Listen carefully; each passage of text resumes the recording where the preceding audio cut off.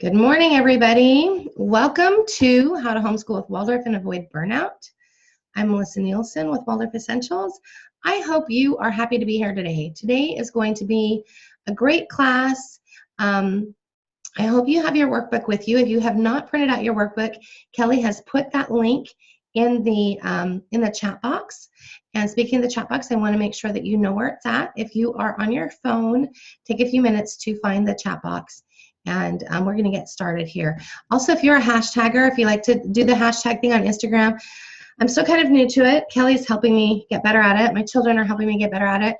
But the hashtag for this course, and we'd love for you to share it, is Waldorf WO Burnout. So Waldorf without burnout.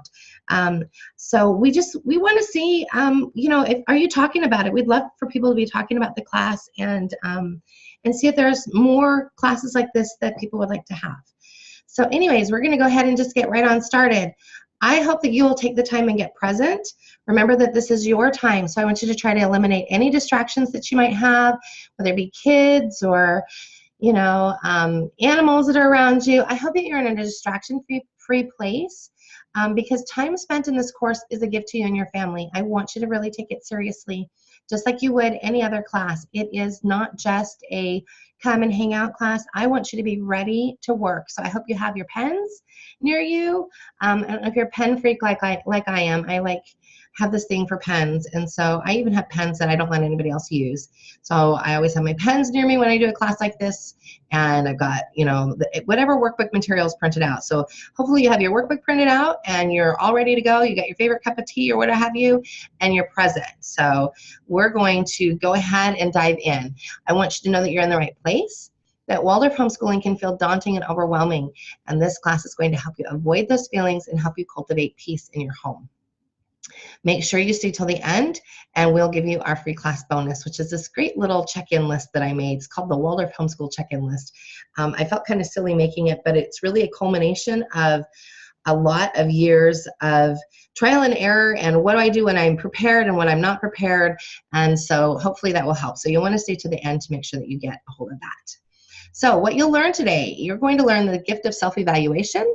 You're going to learn how to understand the role of temperament and being at home and in homeschooling. And you're going to learn why crafting a healthy self and home rhythm sets you free. So it's not just home rhythm, but it's self rhythm. How to plan like a pro and still have flexibility, and the role of inner work in avoiding burnout. So I want to tell you, I was raised with a lot of Waldorf-friendly principles, and they just changed, or I kind of had forgotten them when I got older. As we grow, we forget the things that we came from as a child. But this is a picture of me and St. Nicholas. And you can see that St. Nicholas has a book in his hand, and he's like reading to me all of the things that I had done that were naughty. And my kids, they see these pictures that my mom has of me, and they go, thank goodness St. Nicholas doesn't come to our house. So they would be a little bit afraid, I think, if he had his little book of secrets that to sort of tell what they had been up to. But I remember these experiences, and they weren't all bad. I mean, some of them are definitely good experiences. And I remember, I do remember one year that St. Nicholas brought me switches, and I was just so beside myself stricken because I can't even remember. I was little, so I don't remember what I did. I think I was about 6 in this picture, and it was probably the year before that he brought me switches. And I remember thinking, dang it, what did I do that I was so naughty? And, the old idea with bringing the switches is you're supposed to use the switches to then paddle the bottom. And my mother never did that, of course, but it was this idea that St. Nicholas brought switches instead of candy. And I remember not having that problem ever again. And so, we're very impressionable with the things that we learn when we're young children. And, we lived in Germany. And so these Waldorf-friendly principles of festivals and just like low media and all of those things, those were part of my childhood because I went to a Waldorf-friendly preschool. And so my mom, being a very young mom at the time, she brought those with us when we came back to the United States. So I was raised with those principles. But, when we become teenagers and young adults, we sort of forget those things. And for those of you who just have young children now, trust me, I have both ends of the spectrum. I have the adult children and the young children. And I just shake my head listening to the adult children and I go, duh. Like when they come to me and they tell me something that obviously that they grew up with, and I just have to smile and laugh and go, I think we've talked about that about 6,000 times, but I'm so glad you're finally getting converted to it.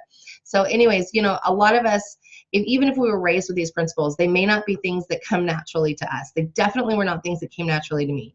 I was an attached mom and I wanted to do the right thing, but they were not things that came natural to me. So when I finally did come back to Waldorf, when my middle child was an infant, I wanted to like dive in fully, but I found it crazy overwhelming.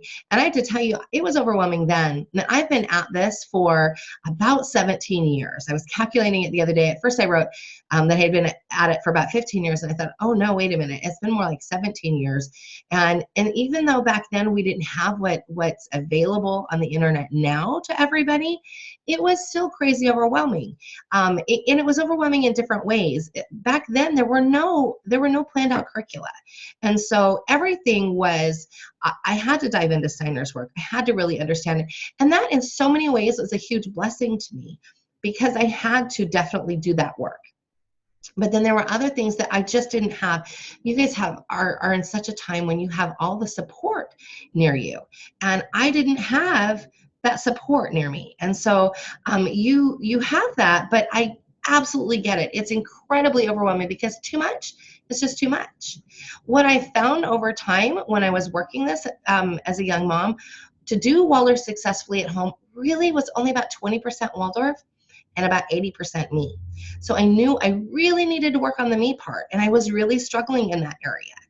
I want to make sure that I hear from you during the class. So I want to say again, because a couple more people have joined us, that if you have something to say, please, please, please say it in the chat box. And Kelly will make sure that she gets it to me. Kelly is my pink and sparkly office assistant. And people kind of laugh and say, do you really call her that? Yes, that is her official title. In fact, I'd like to have some business cards printed up for her that actually say that, because she is an amazing help to me. And she is here today and happy to help. So she will filter your questions onto me. So please be sure to leave questions and comments in the chat box, and she'll make sure that I get them. Okay, so let's dig in. Let's start with the gift of self-evaluation. I found a couple of quotes on the internet that I really liked about self-evaluation, and this one is kind of becoming one of my new favorites. It says, self-evaluation leads to self-elevation, and it's really such an amazing quote about humility is really what it comes down to, because when we take the time to sort of look at ourselves, then we realize that in order to rise ourselves, we really have to know what's going on with ourselves. We really have to take that step back and sort of cast off the ego for a bit and really understand what in the heck is going on. And so that's really where we're at right now with self-evaluation. I also really like this one. This was from a meme that I found on Instagram. It says, introspection, self-evaluation, and taking corrective measures in progress. Thank you for your patience, which is so me sometimes. There are definitely times where I'm like, all right, I know I am failing everybody, but I get it, I know, and I'm gonna pick myself up and we're gonna move forward. And so if you are in that place, I really want you to just take a deep breath today, because I think that a lot of the things that we're going to teach you today will really be helpful to you. And this is also one of my favorite quotes. This is from William Henley, and it's actually from the movie Invictus. I don't know if you've ever seen that movie. It's a movie about Nelson Mandela, and it became one of my favorite movies when it came out, just because I had this plight. My mother used to laugh at me. She used to say, you are always have this plight for the underdog. And I did, especially Mandela, because it was like he was in jail, and then he came back like with this big roar of a lion. But at the same time, he was like super calm and gentle and loving to his people. And he had this poem that he loved to read to himself, and it's just, I am the master of my fate, I am the captain of my soul. And when I first saw the movie, I was going through a really rough time in my life. I was working on getting a divorce from my ex-husband, and I remember feeling like I didn't have any direction. And this quote really, really, really helped me to remember that I am the master of my fate, that I'm the one that drives the boat. I'm the agent in my life. So I want you to pull out your workbook and let's get busy. We're going to start with the rating system. So there were pages in your workbook that I wanted you to do before you came here, and now I want you to turn to the pages that you were supposed to save for when you're here in the class. So I want you to take a few minutes. I'm going to give you about 60 seconds. I know that's not a lot of time, but I don't want you to overthink this. And rate from 1 to 10 these different areas. 1 being, is totally horrible and you really need a lot of help, and 10 being, hey, I'm soaring at this, everything is awesome, and I can't see any room to make improvement. So I want you to take a few minutes to do that. I also want you to notice that at the side of those boxes, there is some room there for you to jot things down. So what I do when I do this self-evaluation, and I do the self-evaluation on a regular basis, but when I do these things in particular, I write down next to it, because it's a snapshot in time. So if my personal rhythm has been like utter crap for the last, month or whatever, I write down why I think that is. Maybe we were sick, or maybe we had like some major struggles that we needed to remedy that took all of our resources to do that. So if you've got some things like that, write down those qualifiers next to it in the box next to it, because again, this is a snapshot in time. This is not your everything, your always. This is where I am right now. Because when you know where you are right now, then we know where we can go. So take a few minutes to do that. And I really don't want you to worry about if the numbers are all over the place. Again, it's just a jumping off point. Excuse me, I mentioned that I do this evaluation a couple of times a year. I really think it is the key to knowing if you're really doing, or how you're really doing, whether it's good or bad. And, sometimes some of our temperaments, like, I don't know how this is part of my temperament, because I'm choleric, so I'm usually like, get at it. But there are things where I'm like, I'd rather not know. And so I think it's really easy for us to be in a place where we're thinking, I don't want to know. I would rather not know that evaluation piece. But if you are struggling and you're really trying to push forward, trying to find that sweet spot in your life and really trying to enjoy life more, then you really have to do the self-evaluation. And I would also say that you probably want to see if your partner will do it as well. My husband and I work really well together, and he does evaluation on a regular basis as well. I will do it, and then I'll say, I'll do it, and I'll spend my time in prayer and meditation, and then I'll be like, okay, it's your turn, and then we share where we're feeling. And of course, our things might be a little bit different, or his might be a little bit different, but he is teaching with me right now. He's been teaching with me a lot, and so a lot of the school ones actually apply to him as well. So it's very good for us to be doing it together. Excuse me. So one of my favorite quotes about reflection, and I think it's super powerful, is by Thomas Merton. What can we gain by sailing to the moon if we are not able to cross the abyss that separates us from ourselves? And it's so true, because again, so many of us would rather just not know what the heck is going on. But in that place of not knowing, then we can't get any better at where we are and sort of where we're going. And so if we're willing to really look at these things, then it's super, super helpful in us being able to move forward. All right, so I hope you're ready. We're about to go deep. If you are on here, I want to make sure that everybody is muted for now. If you have just joined us late, I want to make sure you're muted. If you have something to say, please write it in the chat box. Kelly will make sure that I get it, and make sure that we take care of anything that we need to take care of. But please, if you're not muted, please go ahead and do that now. I hear somebody else in here that's not muted. Let's see where we are. Let's see, who is not muted? Are you? I'm hearing somebody talking. Is it Jude? There we go. Muting you now. I just want to make sure that everybody stays muted, because it really is helpful to not have to hear everybody else talk over me. So anyways, I'm making sure that you're muted, and Kelly will make sure that, I actually don't know that she can do that from her end, but excuse me, if you have something to say, please, please, please feel free to say it in the chat box, and we are happy to answer your questions and comments. Okay, here we go. We're about to go deep, so don't run away. And again, if you joined us late, I really hope that you'll get into a place where you can be fully present. And by that, I mean, I hope that you've been able to secure somebody to help watch kids, so that you can really gain everything that you need to gain from this training. It is important training, and it really will help you in your life if you are ready and willing to take it. Okay, so here we go.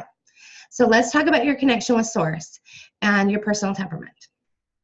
No matter what your religious persuasion, connecting with Source is essential for life progression and very important for homeschooling with Waldorf. The renewal of education, Steiner said, no hands can bless in old age, unless in childhood they have been folded in prayer. So stop. I don't want you to run away. I know that that part right there stresses a lot of people out. When we talk about source, when we talk about anything like that, it makes a lot of people feel very uncomfortable. So if you're one of those people and you're getting a knot in your stomach, or you're starting to say, okay, I don't think this lady is for me, I want you to stop for just a minute. I don't want this to turn you off or stress you out. We're going to talk about inner work, what inner work is, and how it is different for everybody. So I don't want you to feel like I'm pigeonholing you. It is not about religion. It is definitely about this connection. And that connection transcends whatever building you go to or don't go to at a certain day of the week. So here we go. We're going to talk more about inner work. So inner work can be many things, but ultimately it becomes your connection with source. Inner work is a means of cultivation. Prayer, meditation, pondering, self-care, mindfulness, these are all inner work practices, and all of these things bring us closer to source, that little piece of divine light in all of us. Our confidence is directly tied to our relationship with source. True confidence comes from a deep knowing that we are loved and accepted no matter what. It isn't about what you know, but about knowing that you can learn what you need to. Someone always has your back. If the people in your physical world have let you down from time and time again, you might be thinking, nobody has my back. Nobody is in this with me, but you are dead wrong. Source always has your back. You might not like the messages that you get or the direction that you are being sent in, but source and your view of source, whether it's he, she, it, they, the great spaghetti bowl, they always have your back. The name you have for deity is of no consequence when we're talking about source. We're just talking about that connection. So I want you to write this down in your workbook. What will you do today to cultivate inner work? For most of you, it's either early in the day or midday. I know we probably have some people on the other side of the world watching, but so if you're closer to the end of your day, I want you to keep this in mind, but I want you to really be thinking, what will you do today to cultivate your inner work? And it doesn't have to be big. Maybe when we're done here, you're going to spend some time in reflection. Maybe you'll get some time to meditate later today. Maybe you have a prayer circle or a drumming that you're going to later. Think about what one thing you can do today to cultivate inner work. And again, it does not have to be big. And I want you to write it down. I want you to make that commitment to yourself and write it down. I also we're going to talk about temperament here. All temperaments can do this. I often hear, oh, but Melissa, my temperament is, and oh, but no, all temperaments can do this. So we're going to dig into how that might look for each one of you. Okay, a sanguine mom might feel most confident when she is planned out but busy. She's pretty good at the planning, but not always great at the executing. She can be deeply spiritual, but she might jump from concept to concept rather than digging deep. She has a lot of will that needs to be tamed. She's not the person that doesn't have any will. She's got this abundance of will that she's got to figure out how to sort of bring in so that she can use it to the best of her ability. It can be done. Time blocking is her friend. Keeping a list and knowing where that list is vital to her. It's not just enough to keep the list. My daughter that's got a lot of sanguine in her, she says, I wrote the list. I'm like, well, where is it? She says, I don't know. So it's not enough just to write the list. You have to also know where the list is. And checking in with herself at least once or twice a day is going to really help her tame her will. Because then it will help her see, okay, well, here's my list. And I checked in this morning and I wrote the list. And now it's lunchtime and I'm looking at the list and I still haven't done anything on the list. So then she can block her time appropriately for the rest of the day. So people want to know, what is time blocking? Time blocking just is a specific period of time where you're only going to focus on one thing. And I know that sounds like super horrible for some people, but I'm telling you, time blocking works. And it really, really, really helps you tame your will. I have been working with time blocking for a while now, and I am a pretty good mix of sanguine and choleric. Like when the choleric's in charge, stuff is getting done. But man, when I let my sanguine go a little bit too wild, I might pick up my phone to look at the weather, and I might be on there 20 minutes later and have not even looked at the weather. So if that's something that happens to you, you got to get good at time blocking. Get good at knowing what it is that you're doing. So if I'm hopping on the computer or hopping on my phone, I know why it is that but I'm there. And that doesn't mean I'm perfect at it. I'm definitely a work in progress, just like everybody else, but definitely time blocking is your friend if you are sanguine. So if you're sanguine and you're feeling like the butterfly that can never land, then I want you to write time blocking in big letters in your notes.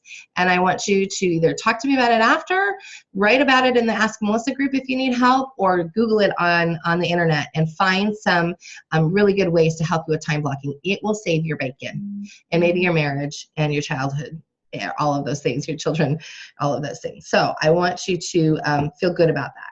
So let's go on to the next one. The melancholy mom might feel most confident when she is planned and her lessons are prepared, but often she struggles because she worries that she will do it wrong and she stands in her own way. So spiritually, she is likely to either be long-suffering and very devoted, or she might be feeling unworthy and reject faith since it is hard to find a right fit for her view of compassion.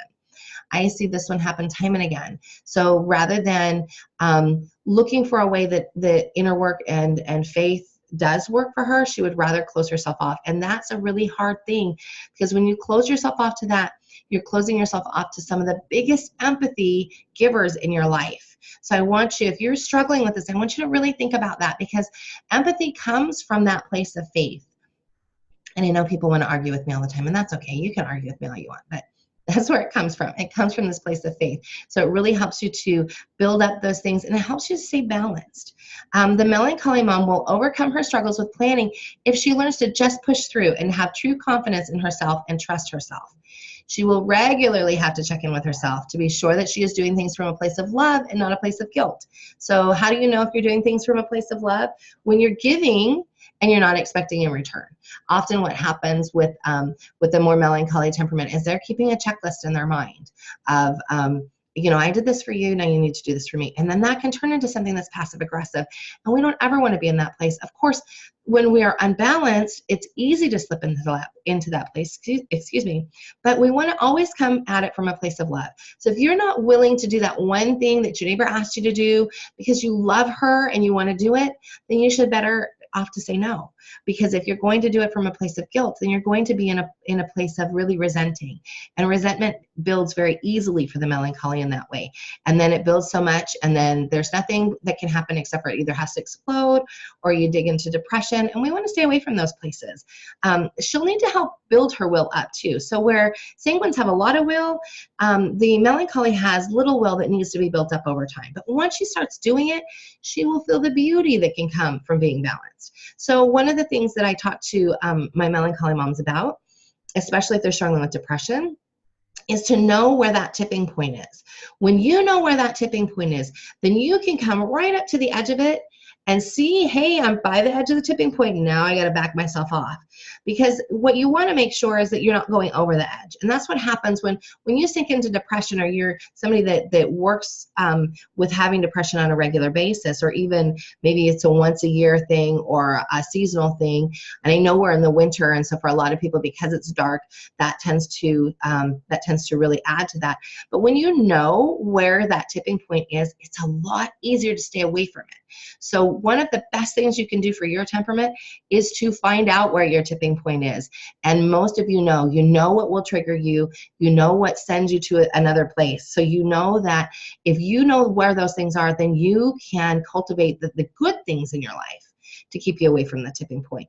And it also helps you then, when you've got this good amount cultivated up and you're feeling really good and you're doing work that you feel is purposeful, whether it be with raising your children or volunteer work or anything like that, when you feel like you're doing this purposeful work and it is coming from a good place of love, then when you do have things that trigger you or get you close to that tipping point, it's a lot easier to come back. It's kind of like this bungee cord where you can bounce down, but you can come back really easily. And that's really the place that the melancholy mom wants to try to find herself in. The phlegmatic mom might feel most confident when she's planned and prepared, but they get overwhelmed easily. So getting started is her biggest hurdle, but once she owns it, she's golden. And I have to tell you, the phlegmatic temperament, I used to think it was the melancholy temperament that was coming up time and again in my life. And because I'm a cleric, I'm like, stop that. But really what's happened is I have 3 phlegmatic men in my life that I love so much. My husband, my oldest son, and my youngest son, all phlegmatics. And my husband is incredibly balanced, especially in the last 13 years since he's been married to me. We've been working on that. But that's not the only reason. He was actually pretty balanced when he and I met. I'm just sort of joking there. But my oldest son, as he's an adult, he's 21. I'm seeing a lot more balance in his phlegmatic temperament, but he can also tend to get depressed and get down. So like I was thinking when he just returned from a mission for our church in September, and when he came back from that, there was probably a 6-week time period where I didn't catch it fast enough. In my mind, I'm thinking, well, for 2 years you haven't watched TV and you haven't played video games, so I'm just going to let you sit. Well, that was my mistake, because the phlegmatic needs to not have too much rest, not have too much of that, because especially if they're a phlegmatic melancholy blend, they can definitely slip into some depression, and he did. And then it took 6 weeks before he got a job. And then it took another 6 weeks before he was like really actively saving money so that he could move out. And so it caused a lot of strife in our house. You know, like the phlegmatic is probably, when it's unbalanced, is probably the one that I butt heads with the most. And I'm talking major butt heads. And so he said to me, we went to the movies together a few weeks ago. He said, Mom, you know, you and I haven't fought in about a month. And I started laughing. I said, oh, Harry, honey, it's because you moved out a month ago. And so he laughed and gave me a hug, and he knows it. He knows that the tendency to sort of be a little bit lazier was when he was at home and when he didn't have to do for himself. But now he has his own apartment, and he knows that he's the only one he can rely on. And I think that really and truly the phlegmatic mom has to realize that too, especially if she might have a husband that's got maybe a strong choleric, or a partner that's got maybe a strong choleric. You want to make sure that you are not relying on them doing things, and that's why you're resting on your laurels. So I don't want to promote this idea that phlegmatics are lazy, because I don't necessarily think they are. I think they can appear lazy to everybody else. But one of the things that I know for sure is that my husband that's phlegmatic, and even my oldest son that's phlegmatic, are really hard workers. They like to chill when it's time to chill, but they're incredibly loyal. So I want to finish reading this slide here because it kind of goes into that. If they stay on the path, like with their planning, if you're a phlegmatic mom, if you can stay on that path and not deviate from it, then you are golden. You will have beautiful lessons and you will love it, and your house will be peaceful.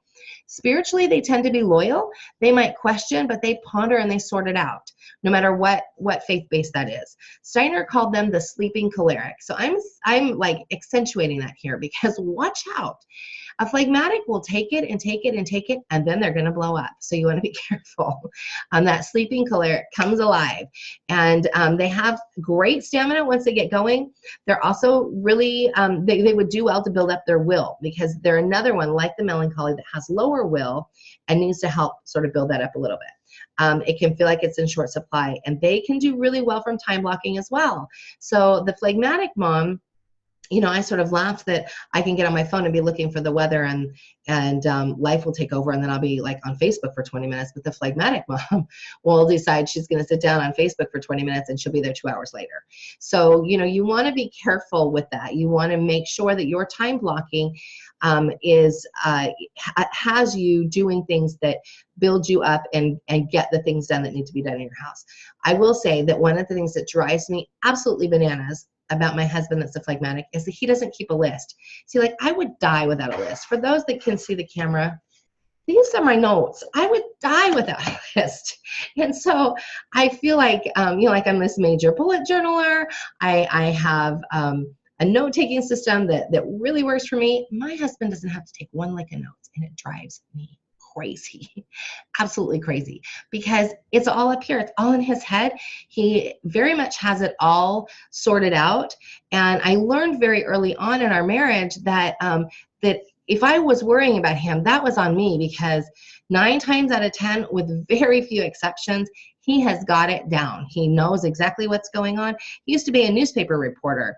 And he would keep like 6 different stories going on in his head that he was writing for work. And then they would all come out like beautifully. He won all sorts of awards. And it was because he's incredibly meticulous and he can remember things. Like that whole idea about a memory like an elephant that never forgets, I'm telling you, that's a phlegmatic. They are excellent when it comes to that. They are also really easy to chill with. If you can, if you are somebody that's maybe a sanguine or a choleric and you're having a hard time relaxing, go stand next to a phlegmatic. They will so calm you down.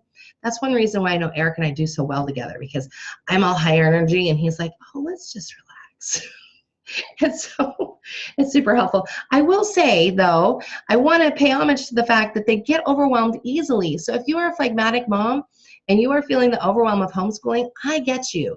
You need things to be very methodical. So you want to stay away from too many blogs, too many things on Pinterest. Pinterest is like your kryptonite.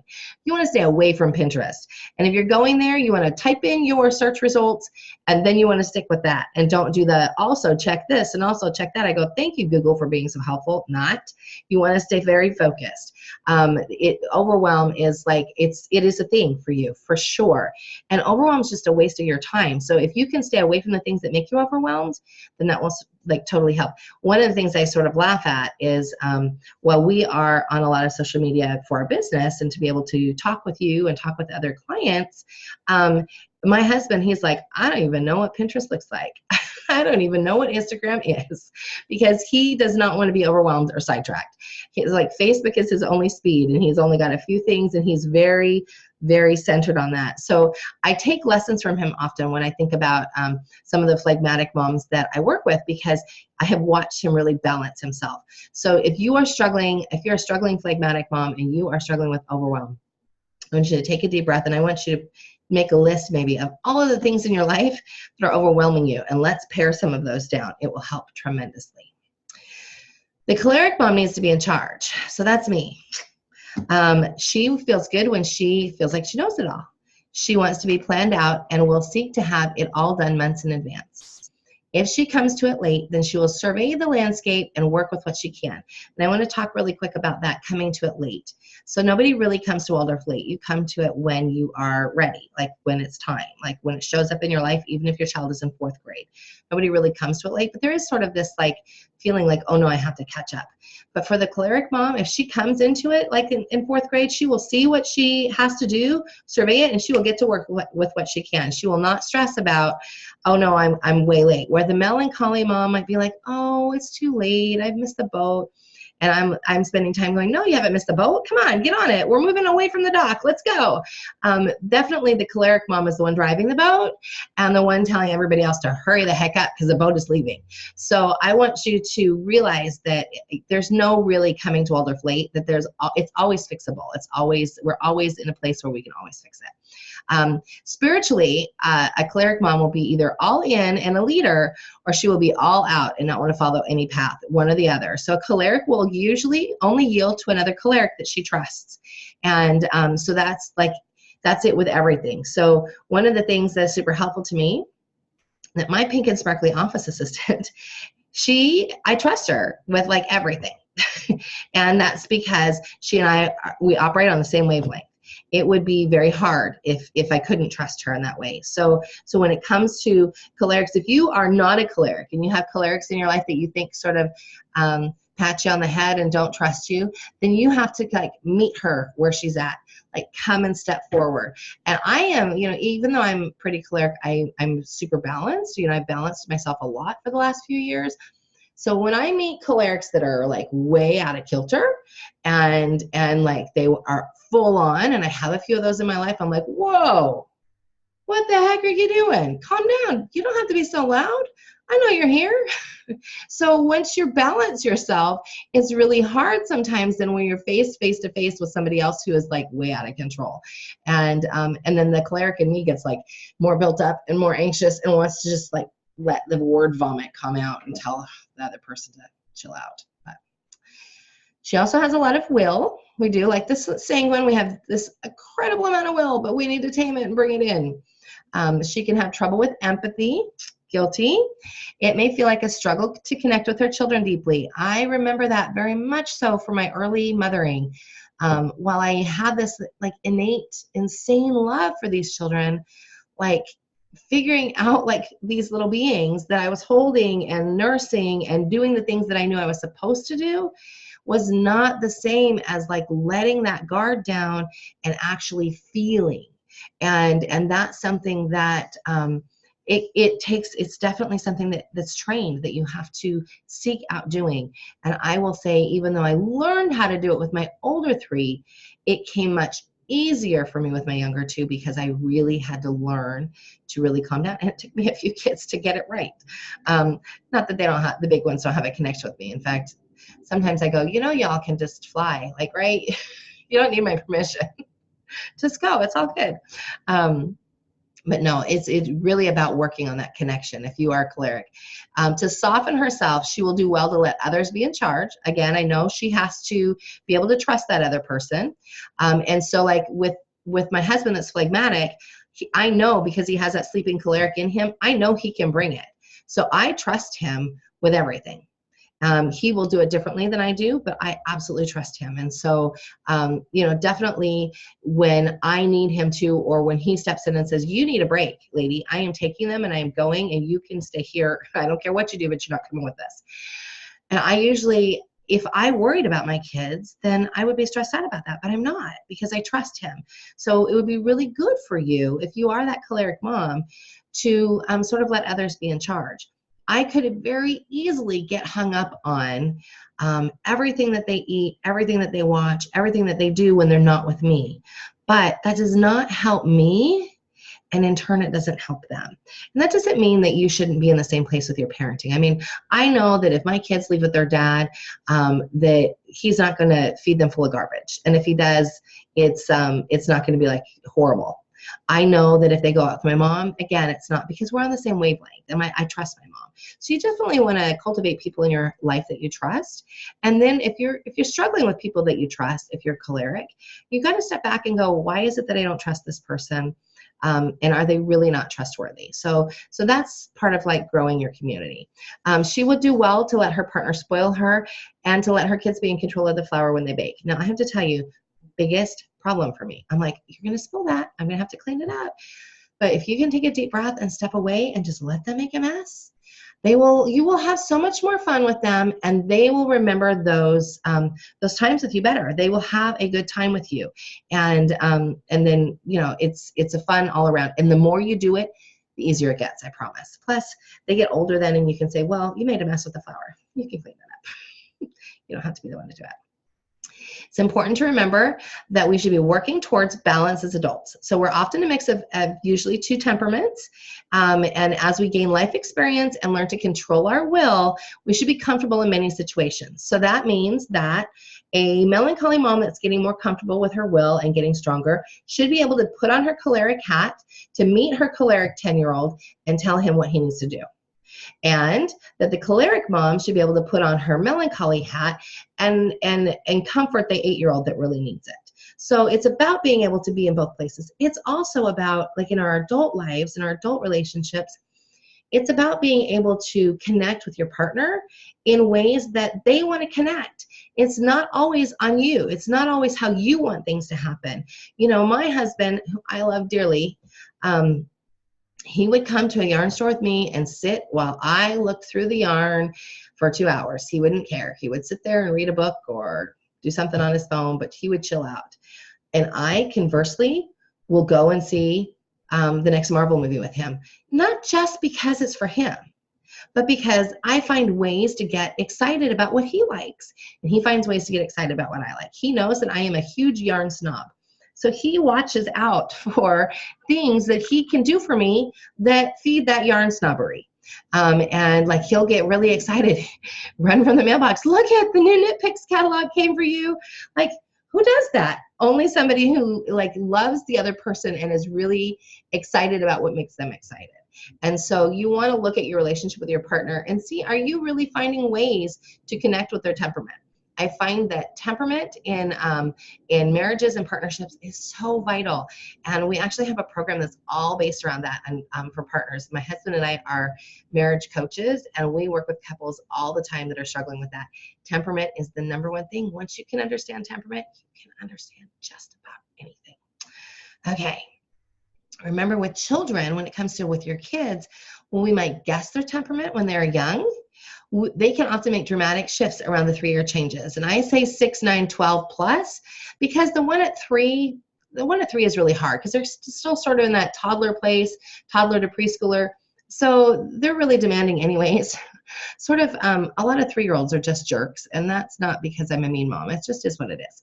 But a lot of them are super loving. I have 5 children, and some of them have been awesome at 3, and some of them not so much. 6, 9, and 12 years, and often 15 years too, seem to be like some times when you're going to see deepening or some changing in temperament.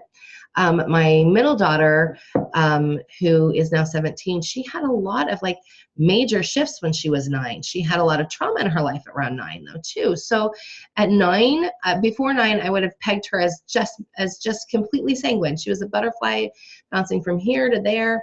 We used to sort of laugh. Eric would come home at lunch when he was working at the newspaper, and he would pull in the driveway, and he could hear her screaming on the trampoline like she had just like seriously broken something. And he would scoop her up and pick her up and bring her into the house and lay her down on the couch. And then he'd, come and greet me or use the restroom and come back, and she'd be off playing again because she was this butterfly that was, it was easy for things to like sort of be shaken off. And they have a sieve for a brain. And if you, like a colander, like, how you pour the pasta in and all the water runs out. Well, that's often all of the knowledge just sort of falls right out. So they're a little bit harder to school in that way, just in that they need a lot of reminding, and a lot of children that are extremely sanguine are misdiagnosed as ADD, or they might be ADD, and really the sanguine is just part of that. So this change that happened with her though at 9, she was majorly sanguine, and then at 9 the melancholy came out with a vengeance. And so now at 17 we spend a lot of time really tempering and taming that melancholy, and it's really hard as they get older. So you want to be paying attention to that. If you have kids that are really struggling and they are melancholy, there's a lot of things that you can do to help feed them in a good way, and you really want to help them with their balance. Okay, moving on. How does temperament inform us as mothers, wives, and friends? Okay, understanding yourself and others lays a powerful foundation for peace and harmony in your homeschooling, your partnering, and beyond. Does temperament inform my rhythm? Rhythm is a foundational piece in Waldorf, especially at home. So Steiner said, there is a universal cosmic rule that we must never forget. Rhythm restores power. Only human beings lead a chaotic life with no rhythm. Nature has deserted it. I find this quote to be so incredibly powerful, especially when I am struggling with my own rhythm. If I leave my house right now, I can walk down, we live near the beach, I can walk to the beach and I can see the pelicans have rhythm because they're finally coming back. It's warming back up, so they're coming back to nest here for the summer. I can see that the sea lions are playing, the dolphins are playing. I can see all of these things that nature's got rhythm. I can go to the tide pools and see the sea slugs are spawning, all of these things. Nature has rhythm. We are the ones that mess that up. We have to take a deep breath and realize that living a rhythmic life gives us power. Rhythm restores power. I want you to write that down in your notebook, and I want you to paste it all over your house. Rhythm restores power. And, I think what's really interesting is often moms will say to me, really, it's dad that is getting me off. And I sort of laugh because when you hear Eric talk about rhythm to dads, he's like, dudes, you need this. Because when you have it, you don't have a whole lot of chaos in your house. He is like super Mr. Let's stay on it. You guys are getting off your rhythm. Get back over here. Get back over here so we can get moving. So when dads get sold on it, then dads help it for sure. Different temperaments will have different challenges when it comes to crafting a healthy home rhythm. So I want you to take a moment in your notes, and I want you to write down what you think your biggest hurdle is. So I'm going to give you just like 5 seconds or so, and I want you to really write it down. Write down. I don't care what you think it is. I just want you to write it down. Because now I'm going to challenge it. If you wrote down anything except for this, then you're wrong. You are the one that drives your rhythm. Even though you might say, oh, it's my husband, or it's my kids, or it's my work schedule, you are the one who drives the boat. Rhythm is tied to you. So when you own it and you realize, hey, yeah, it's me, I got to figure this out, then it can change. Once you own it, then you can have things like sickness or time off, make you swerve, but you always have the ability to step right back into place.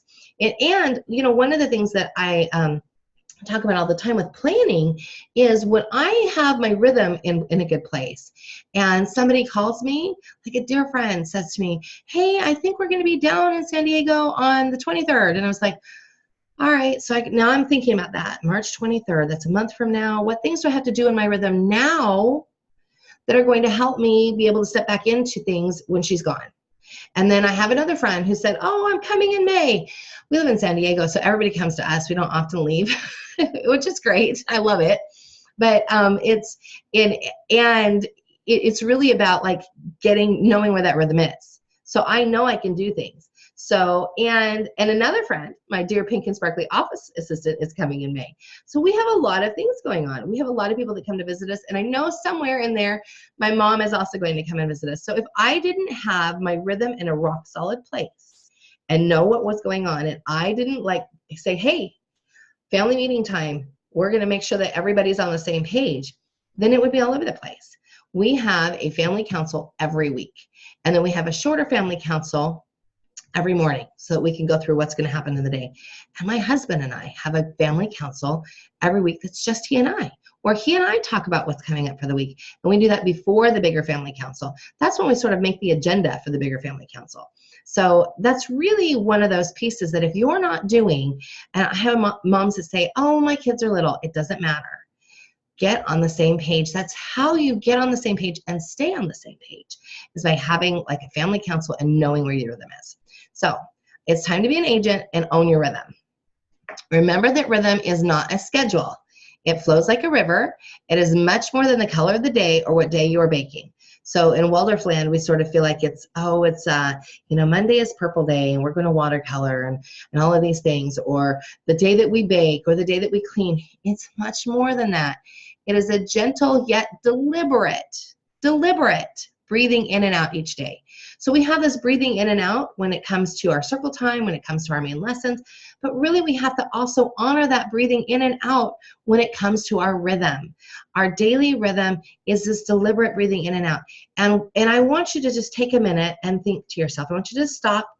I want you to get a hold of your own breath. And you feel it in and out. Our bodies don't have to be told to do it, but our rhythm does. So we're feeling this breathing in and out, and it comes and it does it because our lungs need it to happen. Our brain tells our lungs to do it, but our rhythm doesn't have that innate response unless we put ourselves behind it.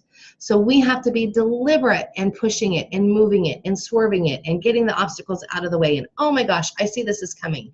And oh, I'm going to have this child out with me today. And I know she gets the overs and I know she has sensory problems. So I'm going to bring these snacks. I'm going to make sure that I go stop at this park so that she can play. It's all of those pieces that you're grabbing here and there. And you know it. You own it. That's part of owning your rhythm.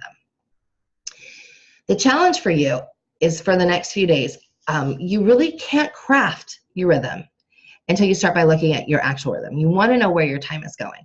So I want you to use the form in your workbook. I think I only gave you 3 days to track it in your workbook. Ideally, I like to track it for 5 to 7, but 3 days is a good start. It's a good start for you to really see where your time's going. And I want you to be super honest with yourself, with your time. Like super honest. Like you need to write down 7:15 to 7:35, sat on Facebook. Or got lost in a book, or whatever it is, you want to write it down so that you know what's going on. You should also write the things in that inform your rhythm. Like maybe on Tuesday, Dad came home early. And so then you write down Dad came home early, and then you have to decide what are you doing with that time. So what happens when Dad comes home early? Do you just all fall over on the couch and turn on the TV, or do you go do family stuff together? But you're driving the boat. And so when it comes to, oh, Dad just showed up early, there's a great time for Dad to show up and surprise everybody. I don't like that Dad surprises people on a regular basis. So I would get on the same page with your partner and say, hey, honey, I love that you surprised us, But if you send me a text 20 minutes before you come home and let me know you're on your way early, then I can prepare everybody and there's not pandemonium when you get here, and then we can prepare to do something fun as a family. Or if you came home early because you're tired or maybe you're sick, I get that. I can make sure that they are not bugging you and that you can go lay down. So you want to make sure that you have those sorts of things in place, and that's just communication. That really helps you with your rhythm. But I want you to spend the next 3 days really looking at your actual rhythm. Once you have an actual rhythm down, then and only then can you craft something. But first you have to know where your time is really going, the good, the bad, and the ugly. If you don't know where your time is going, then it's not going to be an actual picture of rhythm. You know, so many people make these beautiful rhythm charts, or they'll hire somebody to paint something beautiful. And I have a beautiful rhythm chart that I had a beautiful artist paint for me. But it was only after I did the actual rhythm. You have to do the actual rhythm first so you can see where the time goes. So you can see where you need more blocking. You can see where you need more breathing in and breathing out. So that it actually is a good accounting. Otherwise, it's just a pretty piece of paper that nobody follows. That's what happens. What happens when you don't have the actual rhythm down first is you have this paper on your wall, or you have this rhythm chart, or whether it's little, things that you have pasted on the wall, whatever, and nobody follows it because it's not actual, it's not real, and it's not actionable. It's not accountable. So when you understand your habits and you are creating your own rhythm, then you can put some planning tips into place. So take a deep breath because we're about to get into the planning. Remember what we said, that Waldorf is about, at home, is 80%, 20%. So 80% you and 20% Steiner. We have covered the 80%. We covered that with your inner work. We talked about it with your temperament. And we talked about that with your rhythm. Now we're going to dive into the 20%. So I want you to write these down because they're not in your workbook. Rule number 1, start early. April is ideal for those who have a September school year, July for those who have a January school year, August for February school year. I put those other dates down there because we have lovely mamas that are on the other side of the world, and in the Southern Hemisphere, often they start in January or February rather than the typical September school year. So, and typical for Americans for sure, and a lot of Great Britain also starts in September. So I want you to, or Europe in general, I want you to keep this in mind. Now, people might be saying, April, are you kidding, lady? That's just around the corner. I'm not kidding. I'm absolutely not kidding. We start in April for September. That doesn't mean you're doing all the detailed stuff in April. It just means that you're getting started in April. We do have our Planning for Peace course that I run free every year through the Ask Melissa group. So if you're not a member of the Ask Melissa Facebook group, now's the time to become a member. I'll be running it again very soon, and we will be going through all of these tenets. I'm also right in the middle of updating the Planning for Peace planning journal, so that will be available hopefully in the next 2 weeks or so. So you'll be ready, and I'll be all ready for my April deadline. Excuse me. Okay, rule number 1, start early. Rule number 2, pick a curriculum that resonates with you. All true Waldorf curricula should be about the same in content, so pick an author that really speaks to you. It needs to be more than pretty. Ask questions. How is their support? What happens if you get stuck? Can you actually talk to the author? I think that's super important. Have they ever homeschooled? That is a huge one for me, huge one. You know, I see people all the time that say, oh, this is how you pick your curriculum. Not once on there does it say, did they homeschool?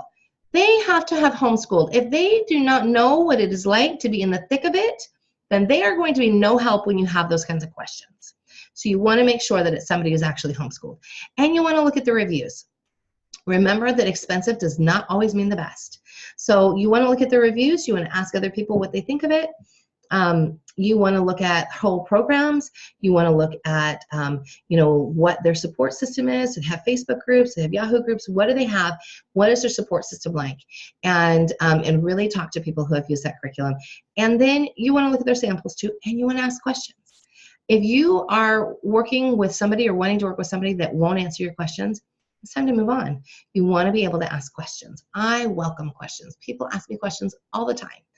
90% of the questions in my inbox are usually like, can you tell me about, what is this about? Can you talk to me? So I am happy to answer those questions because whether or not they choose me, they know what we're all about. Okay, rule number 3. When you receive your curriculum, read it cover to cover. Curriculum writers Write those opening chapters for a reason. It will answer most of your questions. 9 times out of 10, when somebody has a question for me regarding a specific grade or regarding something with, with that year's curriculum, it's covered in the front matter. That little bit that's in the front of before the lessons in the book. Take the time to read it cover to cover. Now listen, I get it. The sanguine in me gets the book, opens it up and says, oh, well, I just want to look at the lessons. I look at the lessons, I read it, and I go, but I don't know about this, and I don't know about that. Rather than going back and reading it, I'm making a list of questions to ask the person. That's when you go, oh my God, all these questions. I better start at page 1 and go all the way through. Then I'm allowed to email and ask questions. That's proper etiquette. When people send me a message and say, I need to know your curriculum is short on, and I go, actually, it's on page 43. Oh, I usually don't hear back from them because they feel really bad for wasting my time. And it really is not about the wasting my time part. It's about the fact that I want y'all to slow down. Slow down, take a deep breath, read the stuff from beginning to end. Also, one of the things that I have really trained my sanguine brain to do, because my choleric part of me has this down. The sanguine in me, when somebody sends me an email, I will jump right in and start typing. And then something usually stops me. It's probably the spirit that says, oh, Melissa, you probably better go back and reread that again. So then I go back and I read it the second time. And then I come back and I delete everything that I just typed and I rewrite it. So if you are finding yourself in situations often where you're saying, oh, I can't see this, or oh, I didn't see that, or if you are in that space on a regular basis, that needs to be a wake-up call. That needs to be a wake-up call to you to go, wait a minute, I need to slow my butt down and take a deep breath, especially when you start to involve somebody else. And whether that somebody else be somebody you're emailing, somebody that you're responding to on Facebook, always, always, always go back and read again before you dive in to give an answer. It will save you so much heartache, frustration, and egg on your face. I hate having egg on my face. I hate it when that happens to me. And it's always because I didn't take the time to read. So like I said, I'm older. I've taken the time to do this. I've been around the block a few hundred times. So I get it. I get it. We're in a hurry. We don't have a lot of time. We shoot off texts that we don't think about. We type in messages that we don't think about. It's time that you really start to think about it. That's really what this journey is about. This journey is about slowing you down and making you present. And if you're wanting to be present, people ask me all the time, I really, really, really want to be present with my kids. And I go, well, get off Facebook. Slow down. If you really, really, really want to be present with your kids, how come I saw you post 6 times in the last hour? So you really want to take a deep breath and look at what your true goals are. And most of the time, if you can slow down, it will help you so, so much. Okay, we're going to move on. So now it's time to plan. Planning comes in 4 stages. I really want you to make sure you take notes here. And a deep breath. Okay. First, we have an overall view of the year. Now, I used to, in our old teachings and in some of our old videos, I would take a big giant piece of paper, fold it in half, and then fold it so I had enough months for the year. These pages are from our Planning for Peace journal. So I wanted to show those because this is how I do it now. You can absolutely take the big piece of paper, fold it, make sure you have squares so that you can put 1 month in each square. So this is a sample from our 2017-2018 school year. And I want you to see a few things. So you can see that we observe the tides here because we love to go tide pooling. And so I keep a tide calendar, but when I do my planning, I write all the low tides down. And I do that so that when we then are, going through our lessons, I might go, oh, it's Monday and the low tide's at 2. Hey, you guys, let's hurry it up so we can go hit the low tide. So I'm always sort of keeping that plan in place. We have a co-op. So I keep our co-op topics next to the months that they're in because it really helps me then with regards to making sure that we are, on it with regards to blending those things together. I like to have the co-op topic at least inform what I'm doing with the youngest child because she's still been in the kindergarten place. So, I really want to keep that in the forefront of my mind. It also helps when, like with Sam. So say January and February in our co-op this year has been Gems in Geology. And even though he's in 5th grade and we don't cover that in Waldorf until 6th grade, there's a lot that can be intermingled when they get a little bit older like that. So we are doing heavy, and I'm actually teaching this block at our co-op. And so there's a lot of things that we can do heavily now so that next year when we come back to it, we won't be so heavy, but I can say, hey, remember when we did that in co-op? I can have him pull out his main lesson pages from that, and we can talk about those things as a review and a refresher. So I put anything on this calendar that we're going to be celebrating. I put festivals that, like in December, I put all of our festivals, all of the dates, when our boys were going to be home together, dates that we like to go, and we go to Disneyland, so dates that we go to Disneyland, those are the things, the goals that we have. Birthdays, so in January I have 2 birthdays, we have 3 King's Days, so I put all of those things on that overall view of the year. Also, I would put any time that I know we're going to be on vacation on there, and or we're going to be gone, anything that's going to interrupt school. Is on this calendar. So then when I go to the next page, the block planning, it's a lot more informed. So then you can see here, this is what I do for the block plan.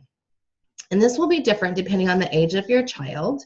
But this would be a block plan. So this is for my son, Sam. And yes, I do call him Super Sam. If you have read our Super Sam stories, he's still Super Sam. He's 11 and a half years old, and I am apparently the only one who's allowed to call him Super Sam. I think that's just his pet name that he's allowed his mother to have for him, because nobody else is allowed to call him that. His sister tries, and he's like, you can't call me that. It's really funny. So anyways, I still write Super Sam on all of his things. This was a block that we were going to for botany. And again, he's in 5th grade. And you can see here that I wanted to split up his time frame. And we live in San Diego, and even though you can grow things year-round here, there were certain times of the year that I really wanted to pay attention to that, that piece of botany, like when I knew things were going to be either blooming or there were easy farming trips. So I wanted to split this block up. And so I'm inviting you to do that. When you're at home, you can do that. It's not a big deal. You can split blocks up as needed. If you've got a 1st grader in the fall, it might look a little bit different because your blocks, there's a lot fewer blocks. You have probably a couple of bigger blocks on introducing the letters, and then some smaller blocks on math, and some environmental things like that towards the end of the year. But really and truly, this is what I do. You can see that I've written out the concepts I want to cover.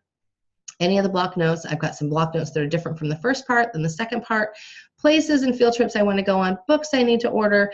So I put all of this down. So this is the overall block plan. It's taken from the other piece where we had the big year page, and now we're moving down to block planning. Then I take that block and I break it up into weeks. So a block is generally anywhere from 2 to 6 weeks. It's a little bit different, I said, for for 1st grade, just because often those blocks for introducing the letters are longer. But I laid this out so that you can see that I have done 4 different weeks here. And I have put the things that I'm planning to cover in each of those weeks.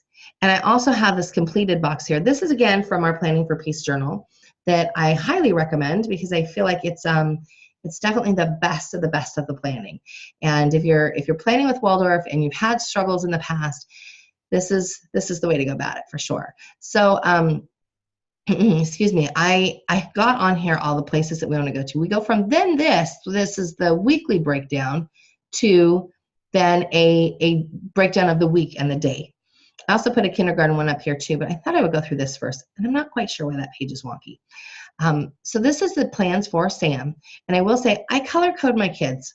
So that way it's really easy when I'm looking at the pages, because I know who is who. I color code my kids. I use washi tape for their pages, and each kid has different washi tape in my journal, and it makes it so easy for me to flip to it. It also makes it easy when somebody else is teaching, like my husband, for him to be able to flip to it. But you can see here that I have a goal for the week. Now, I don't put the goal down until the Sunday before the week, because it's going to change. So I want to be able to have a goal for him, and that really, it comes back to that evaluation piece and about being present and knowing what things you want for your children. Now, sometimes the week's goal is to be more neat. Sometimes the week's goal is to find his kindness spot, because sometimes his funny bone gets a little wacky and he's lost his kindness a little bit. And this week, the goal was to review animals that excuse me, that were in Africa, because that was the main lessons that we were working on, because we had not covered them all in grade 4 with the human being and animal walk. So I'm going to explain about this a little bit more. For those that have 5th graders, I had just gotten Betty Staley's book on Africa right at the beginning of the school year. So I hadn't had the time that I wanted to plan with it as much as I could. It's a gigantic book. It's expensive, but it's worth every penny because it spans all the years. Like there's something there for every single year if you want to do something with regards to Africa, whether it be the botany or the animals or the stories. There's fables and fairy tales and environmental stuff and stuff for the older kids and stuff on colonization. There's such a big, huge resource, and I didn't have it when I started my planning. So I wanted to, and I didn't have it in 4th grade because it wasn't done. So I wanted to make sure that he covered some of those animals from Africa that we didn't get an opportunity to cover in 4th grade. There's also a beautiful story in there in section on Jane Goodall, and I thought it would be really good for him to read. So you can see here that his personal reading was pages 43 to 47 from the Jane Goodall section. He had math practice that day. I'll also note you up here, it was November 27th, was a Monday, and Dad was teaching. So I write when Dad teaches and when Mom teaches. It helps my husband and I because he and I share the teaching.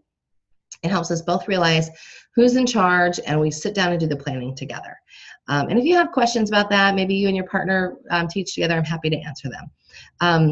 And I wrote down what the main lesson chapters were, and we already had the main lesson drawings were already done. So this is the depth that I go to, and this is for 1 week. We do 3 class days a week, and we have a co-op day, so that counts for 4, and then they have a museum day, and that counts usually for 5. So, but the main lesson days are here. I have our music laid out, what we're doing, and his handwork laid out. So these pages then help you take it from the bigger block, then down to the weeks, and then from the weeks down to this. So this is exactly what we're doing. Now I wanted to put a kindergarten page in here just because I want you to see the depth that I think is important to go to. You still have planning to do with the kindergartner, even though kindergarten is absolutely optional in Waldorf. You definitely want to have something rhythmic that you're doing. Maybe you're doing circle time every day. And if you're doing that, plan your circles out, because I think it's really important. Your kids respond so much better when you've planned out the circles versus when you haven't. Now breathe. Let's take a look at your lessons and decide what skills you need to learn. Think back to those evaluation scores.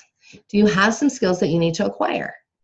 I am always refining my skills, always. You know, even though I've been at this for a long time, I would love to be able to draw better with block crayons. I would love for my painting to be better.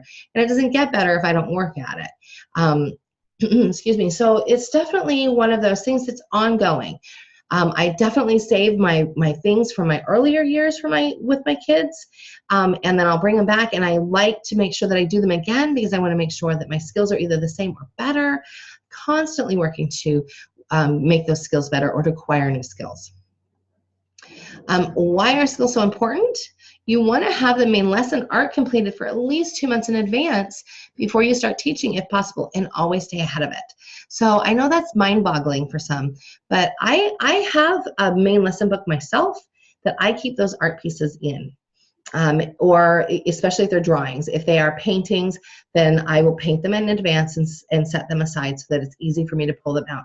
Those are used for the prop for the main lesson, and then that's what you're teaching from. So remember that all of the subjects are taught in a much different way with Waldorf. So you're bringing in an art lesson. You're bringing in the writing lesson with regards to the summary. You're bringing in the language arts lesson. You're bringing in all of those pieces together, but you have to be ready and prepared for them. And you're preparing for them in a context that keeps everything sort of whole and together. So you want to make sure that you have that piece covered. Now, for moms that come to Waldorf late, they say to me, oh my goodness, there's so much to learn. There's a lot to learn. So take a deep breath. So what I recommend usually, start with modeling. Modeling is so much easier to start with. Pick one thing, and then once you get good at that, then you can pick up another thing. And then once you get good at that, you can pick up another thing. So if you're really struggling with painting and drawing, then either dive into it head first, pick one, dive into it, and get really good at it, and then move on to the next. Or if that's like so much for you, then get out the Play-Doh, the clay, the beeswax, and start with modeling. Modeling is a great place to start, and there's so many things that you can model from all the stories and all the grades. So don't feel daunted by acquiring those skills. Here's the important part where we're going to talk about burnout. So I want you to really listen up. Ready? All right, schedule days off. A lot of them. About every 10 to 14 days, take a break. Go have fun, play, and be silly. Now, I mean it. When I say I take a break, it is not a day that I am at home working. It's not a day that I am at home planning lessons. My lessons are already planned. That's why I start in April, so that I don't have this like catching up to do. So when I say take every 10 to 14 days off, we get up that morning and our intent is to play. So we may keep our anchor points of eating and sleeping, but our intent is to play. So we will go and we'll go to the zoo, or we'll go to Disneyland, or we'll go to the parks, or we'll just go down to the beach, but whatever it is, it's not a school day. And we may go to the zoo and it may be so hard for me to go, oh, look there's an impala. We were covering that in our Africa stuff. We should go home and draw about it, but I'm not gonna do that. I may, on the next lesson day, say, remember when we saw that impala at the zoo? Do you remember how it looked? You know, I may pull things in that way, but I do not make it a school day, because they need the days off like we need the days off. We need to be able to breathe out. And that doesn't mean that when I take the days off, we're just sitting around. I absolutely plan the days off, but they are not school days. They are days that I can take a deep breath and not have to be a teacher that day. I'm just a mom, and we're going and we're having a good time. And it's really very helpful for them. And I have a lot of moms that say, oh, but how do you do that? How do you take all those days off? Well, because I don't take all of the days off that the public school does. We had President's Day here last week. I don't know about you, but when I was a kid, President's Day was one day. Here they took off Friday and Monday, and I was like so blown away. Friday and Monday, what the heck? My kids didn't take that off. No way. But we don't take a lot of those holidays off. Because I like to be able to take every 10 to 14 days off. So I want to make sure that the time that we take off is purposeful. And it again goes back to that being present, knowing your rhythm, and having your plan in place. When you do that, it's super helpful. One of the things I do when I sit down and make my bigger plan for the school year is I look at the local public schools day off schedule. I look at it because there's nothing more frustrating to me as a homeschooler than to go, hey, we're going to the zoo today, and get there and have there be like 5 billion people there and have me go, what the heck? I didn't know today was a day off from school. So I write those days down in my plan so that I know what days to avoid. Usually the days that everybody else is off from school are days that we are absolutely doing school. Now, if you have kids that have friends that are in public school and you want to make sure that they have play dates, well, then you have to definitely plan for that. But in my case, and in the case, like since all that I've homeschooled, I definitely plan other things on those days. I plan to work on school on the days that usually most everybody is off, just because it makes it a whole lot easier for us to get things done. And then we can go out and have our special time when it's not those holidays. Anyway, so make sure you schedule enough days off. Every 10 to 14 days, write that down. If you're not already doing that, that's your secret right there to not having burnout, is to make sure that your planning's done and that you take breaks. So somebody asked me in one of our groups yesterday, how is it that you get your planning done? Like when do you plan around your kids? And I said, well, really I don't, because I start in April. I have all of my big planning all done by August. Like all of the plans, all the blocks laid out, all of the detailed lessons are mostly laid out. I have all of that done. So I'm usually taking every 2 months or so, because I'm trying to stay ahead of the drawings and the paintings and all that, I take a day of just 4 hours or so, and they go with Dad, and I knock all of that stuff out. But again, it takes me planning to have those days. And it takes me opening my mouth and saying, hey, I'm schooling these kids. I need you to go take them so that I can make sure that I have my teacher day. And we have to ask for those days. So if you are struggling with finding somebody to help you, I'm going to tell you that really one of the biggest things you can do is cultivate an atmosphere, whether it be with your partner or with friends, where they can help you and you guys can trade off so that you don't feel like you have to beg for those days to plan. So I will spend that 4-hour chunk getting those paintings done or what have you, and looking ahead. But other than that, I look on Sundays, I look Sunday for the week ahead. And then I look at the week ahead. I also look at the next week and the week after that. Is there anything I need to order from Amazon or reserve at the library? That's how my planning goes. That's why I'm always ahead. So that way, it comes up at the library and I can say, hey, Eric, will you pick that up? It's already reserved. He can pick it up, bring it home. I can have it all ready for my lessons beforehand. So I'm not scrambling. So much of what the overwhelm and the burnout, it comes from not having a proper plan in place. So hopefully with some of these skills, it will help you stay away from that place. Remember, I want you to say it with me out loud. And I said it before, overwhelm and burnout are a waste of time.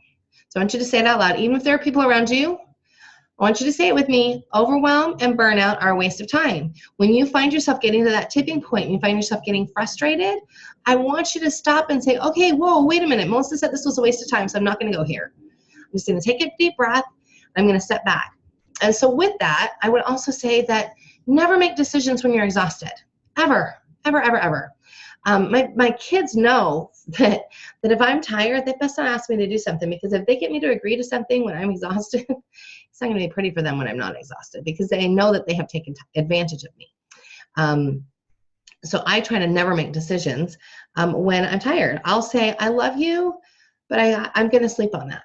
Or if I'm having an argument with a kid or an argument with my partner, I will stop it because I don't want to go to bed and have ill feelings. I will say, I love you. I am really angry with you right now, but I have got to rest. When I have rested and you have rested, then let's come back to this. That right there, those little skills help you to negate having the overwhelm, the big burnout feelings, all of those things that come when you are just overtaxed. So if you can take some time to make sure, that's that self-care and inner work part. Take some time to make sure that you are taking care of yourself and not getting to that edge of overwhelm and that edge of burnout. And just saying, okay, universe, I'm handing it over to you. For the next 12 hours, I'm not going to think about this. And I do it. I do the whole like Scarlett O'Hara, I'll think about it tomorrow. I think it's totally appropriate. So I also want you to get enough time off for you. I want you to take a deep breath, because I'm going to say something that irritates a lot of people. It is an attachment parenting myth that you can never leave your kids with another parent or get a sitter. It's a myth. If you don't believe me, Google Attachment Parenting International and go look at their policies page or their guidelines page. Nowhere on there does it say that you should be a martyr for your kids and destroy yourself. Nowhere. Excuse me. It's super important that you create a support network of close friends, grandparents, and capable mothers, helpers that can give you the time and help that you need. Really, really, really important. And I have moms that say to me all the time, I don't have anybody in my life. So I'm going to tell you, if you are in that spot and you have nobody in your life, then remember I told you you needed to do some inner work today? What you're going to do to cultivate your inner work is you're going to sit down and meditate and say, universe, I am open. I am open to receive whoever you put in my path. Please put somebody in my path that doesn't make me feel like I'm going away from my parenting values. Please put somebody in my path that can help me. And look at everybody that's already there. Is there a mom that you can trade with? Can you make it clear to your partner, hey, I just need 15, 20 minutes. It doesn't take a lot. Make that time for you. You'll be so glad that you did. So glad that you did. Excuse me. Don't overthink things. Just get busy with everything. I know we've talked about a lot of things today. It's like drinking from a fire hose. So when you're done today, I want you to take it in, think about it, and then come back. We'll have some follow-up emails to talk about things, but I want you to take it in and think about it and really go over your notes and just really be prepared to get busy. Even if you feel like you're starting late. It's never too late. Everything's fixable, remember? I want you to stay connected. Remember that Source always, always, always has your back. And I want to tell you that having this preparation helped me in two very dear incidents in my life. And I feel like every time I say to the Lord, I really want to find a way to connect with these people more. I want to find a way to connect with these ladies more. Then guess what happens to me? I have stopped asking for that because crazy things happen to me when I do that. So I'm going to tell you about 2 dear incidents in my personal life. In 2011, I gave birth to a preemie. This is Soraya. Before we left the hospital, that little face that she's making where she's screaming, she still makes that face today. This is also a picture of our family. So this is all 5 children. This one here that's between my husband and I is our oldest. Our oldest son, who's now 21, he has autism spectrum disorder. He was a fun one to raise, I'm telling you. The years between 6 and 12 were the hardest with him. Autism is never going to not be part of his life, but as he's become an adult, he's really learned how to work with it, and he's an amazing human being, has a great job, loves life, lives on his own, but it was not fun to parent him some of those times. And then when I had this preemie, there's a look in the autism child's eyes, or a look in a child that's got some special needs where you can tell that they're just not totally connecting, and it's so heartbreaking. But I have to tell you what's heartbreaking is as I was wrapping this baby up to take her home, because she was a preemie, she was born in the hospital, which is not where I wanted her to be born. That's a whole long sordid story of its own. But as I was wrapping her up to take her home, right before she starts screaming here, that look was in her eyes. And I remember thinking, are you kidding me? I have already been through this. Why do I have to go through this again? And I just remember thinking I wasn't sure I could do it. And I had this very seriously, the spirit was standing next to me saying, oh, yes, you can. You did it the first time, and now you have experience. You can do it again. And I remember just feeling like, even though I was frustrated, I remember feeling this intense sense of calm, that I knew I could do it. I knew I had stewardship over this child. The universe knew I had stewardship over this child, and that I was going to walk on. I also included this family picture because I wanted you to see how tiny she was. She looks like a doll there, and she's about a month old. When she was born, she was just around 5 pounds. When we left the hospital, she was like 4'8" or something crazy small like that. It took her forever to regain her birth weight. I swear it felt like we had a newborn for forever. When we moved from Idaho to Utah, she was 4 months old, and she was still wearing newborn clothes. And I remember thinking, holy cow, is this kid ever going to grow? It took her, because you can't take a child that's less than 5 pounds home in a regular car seat. You take them home in a car bed that you have to buy special. And she was born on Good Friday. So here it was Easter weekend, and we had to hunt for this bed so I could take her home. And it was just this almost nightmare. I couldn't believe one thing happened after another. But the great thing was I knew every step Source had my back, because I had been risked out of doing an unassisted home birth by my friend who was helping me with midwifery stuff. And she said, oh no, I'm not going to be responsible for this. You need to go find the nurse midwife. So the nurse midwife risked me out of her care. And she said, oh no, you're going to have to go to the gynecologist. And I was like, are you kidding? Here I am, Miss Non-Medical, take drugs for nothing. And I get introduced to a gynecologist, and I'm telling you, Source had my back, because the gynecologist had just had a year of natural training. And he was like, whatever you want, we're going to make sure that you have the most natural birth possible in the hospital. So I felt like every turn Source had my back. And somehow this car bed arrived so that we could then take this child home from the hospital. But I tell you what, I remember doing a dance the day that she was finally big enough to be in a regular car seat, because it was a long time. It felt like forever. And she hated the car bed. And so we had all this upheaval. She was an April birthday, and I had not planned to have her until we were done with school. But had I not had all of that planning in place, we would have totally been a mess. So I had the planning in place. I knew exactly what we needed to do, exactly, every day. And so that was Eric's first chance to really swoop in and help with teaching. We had grandparents helping with teaching. We had all kinds of people that were stepping up. And because I had plans laid in place, they could look at my lesson plans. And even though they weren't going to execute them the way I would, they were still done. So it was very, very important that I had those plans in place. And it just was such an incredible time of letting go. And for the choleric, I got to tell you, it was really hard for me. It's really hard for me to let go. But it also taught me so much about how Source does have my back, and how the people in my life that I had cultivated, that I had asked to be in my life, were there to help me and step forward. And so that's really, really important that you take that to heart when you're thinking about who's around you. So now I'm going to move on to something else that happened in my life she was about, I remember when she was my last baby. So I was thinking, I'm going to nurse this kid forever. Forever. She's going to be 6 years old and still breastfeeding. Because I was a lactation counselor, I had midwifery training. I was just going to do it. And about a few weeks before her second birthday, or her third birthday, excuse me, a few weeks before her birthday, I had this like intense prompting that it was time to wean. And it was so very weird because it went against everything that I knew to be right.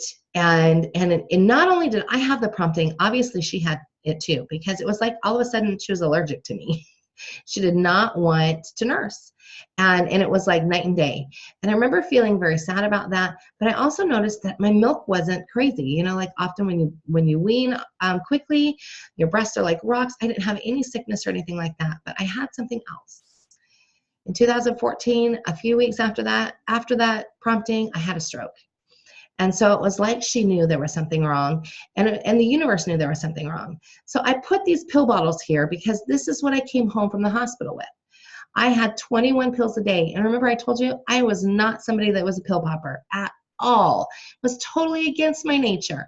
I had not had one pill since my birth when it came to this. And so it was really very hard for me to go through the stroke from a very humbling aspect of I know it all, the choleric that has to know everything, to the perspective of I have to put myself in the care of somebody else's hands.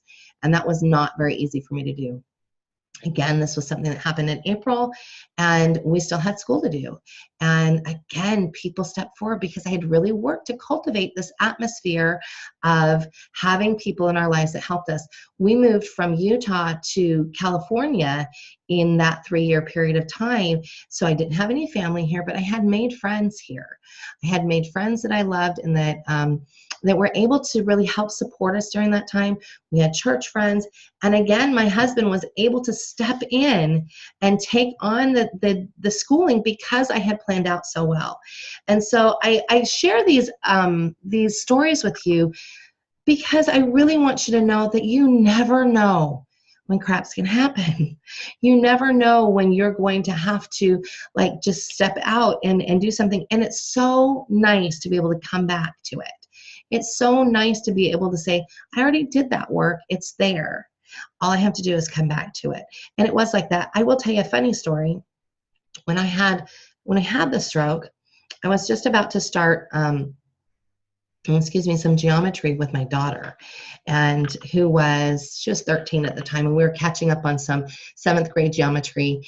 And I remember opening this book that apparently I had written, and I had zero knowledge, zero. And they say that when you have a stroke, often the stuff that was happening right before it goes away, and it totally went away. There were things, thankfully, I knew who my family was, and I didn't have those issues. But there were definitely issues that came forward that I had forgotten, and because I hadn't been sleeping very well. I had watched the Wonder Years series at night by myself because I was by myself and I was trying to keep my mind off of not feeling well, and I can't tell you one lick of anything that happened in that series at all. Like I had totally forgotten. I came home and my husband was like, "Do you want me to put the Wonder Years on for you?" And I was like, "Why would you do that?" I also didn't remember, like I said, anything from the book that I had written. So there were many things after I had a stroke that were brand spanking new to me. Thankfully, I still know how to knit. And that really helped me. I spent a lot of time knitting right after my stroke. And I will tell you, I had an MRI in the hospital. And then I had one about 4 weeks after I got out of the hospital. And my neurosurgeon looked at me and said, "I don't know what you're doing, but you better keep doing it because this looks like you knitted your brain back together. And I started laughing. You wanted to know why I was laughing. I said, well, actually, I probably did knit my brain back together because I've been knitting like every day. And he said, you know, I've been reading those articles and people have been talking to them about it. And other neurosurgeons have talked to me about it. He said, now you are living proof. So, you know, I definitely had some positive experiences from it. But when it comes to planning, if I hadn't had my plan in place, we would have been in a really hard place. And it wouldn't have been a big deal if my kids were all little, but they weren't. I had a senior in high school. Maybe he was a junior in high school. I had a 7th grader. I had a 2nd grader, and I had a toddler. And so it wasn't like I was in a perfect place to fall apart. I had stuff that I had to do. And because I had done the planning, it made it so much easier to step back into it. So I'm going to take a deep breath here. I want you to travel back to why you showed up today. Why did you come? And hopefully, so far we've talked about a lot of the things that helped you with some struggles that you were having. But I want you to sort of go back to why you showed up today. And then let's talk about what you need to make these strategies that we've been talking about sustainable in your life. Because a lot of people say to me, yeah, that's great, but I don't have a hand to hold. I don't have all of these resources available to me. So you could spin your wheels collecting resources and spending hours hunting the internet, and you could spend thousands of dollars in training and on curriculum, or you can come and hang out with us. We have an amazing program that I want to introduce you to, an amazing group of women and a couple of dads that are part of our Thinking, Feeling, Willing Plus program. It relieves you from the trap of having to hunt for everything. Our Thinking, Feeling, Willing Plus program is an online program, but it also provides you with some hard copies, the ability to have hard copies. The online program is a lot of video, some audio, some written PDF work, and we're working to have more and more things to it every day. So I want to talk to you. I've been at this a long time. I know how to cultivate peace. Like I'm really good at it, really good at it. You know, all of us have talents, and that's definitely one of the things I would write down as my strengths. I know how to cultivate peace, and I know how to teach other people to cultivate peace.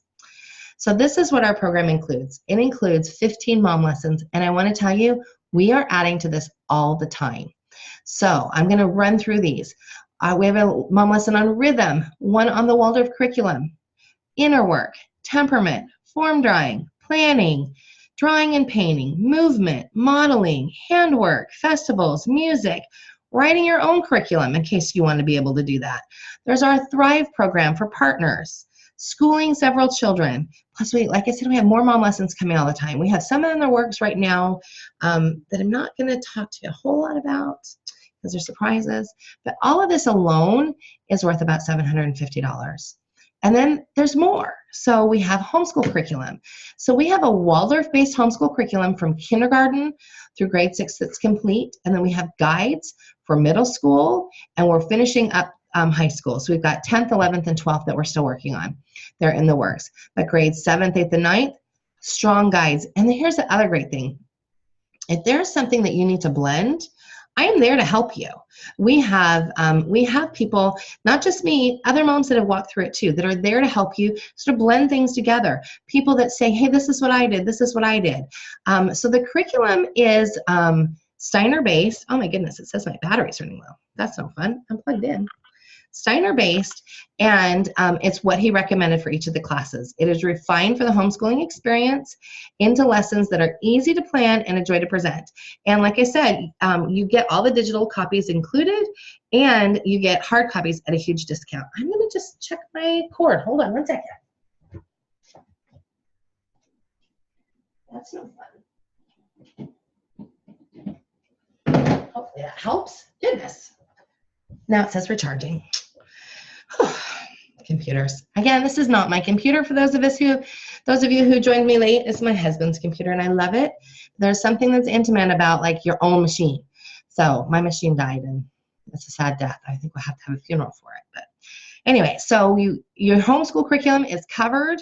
And like I said, we have a lot of people that come in and say, talk to me about catching up. Like I was working with a mom yesterday who she has a child that was in a Waldorf school, And there were things that didn't happen in that school because there were some fluctuations in that school. And here she's trying to get her child ready so that she can hit the Waldorf school again for high school.